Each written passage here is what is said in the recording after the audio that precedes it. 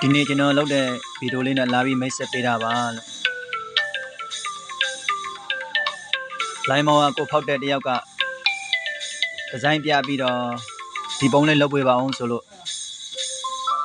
ဒီနေ့တထည့်ကပြောထားတဲ့အတိုင်းကျွန်တော်လုပ်ပေးတာပါလို့ကျွန်တော်ဖောက်တဲ့ကတော့ TV တင်ကုန်းလေးပါလို့ TV တင်မှာပါလို့ထိုင်းနိုင်ငံမှာခြိုင်မှာပါလို့နော်ကျွန်တော်ဒီပြည်ပေါက်ကအလုပ်ကတော့ဒါကတော့ကျွမ်းနေပါပြီလို့ဒါပေမဲ့လာစားတော့ရနေပါရဲ့ဗျာလာစားကောင်းကောင်းပေးနိုင်တဲ့တထေးရှိရင်ကျွန်တော်ပြောကြပါဦးလို့ချိတ်ဆက်ပေးကြပါဦးဒီအလုပ်နဲ့ပတ်သက်ရင်ဆက်ကြရရအကုန်လုံးတတ်ပါတယ်လို့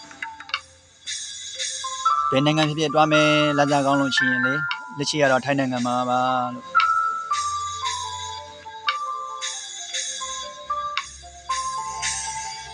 တထေးကောင်းကောင်းလေးရှိရင်မစ်စစ်ပေးကြပါဦး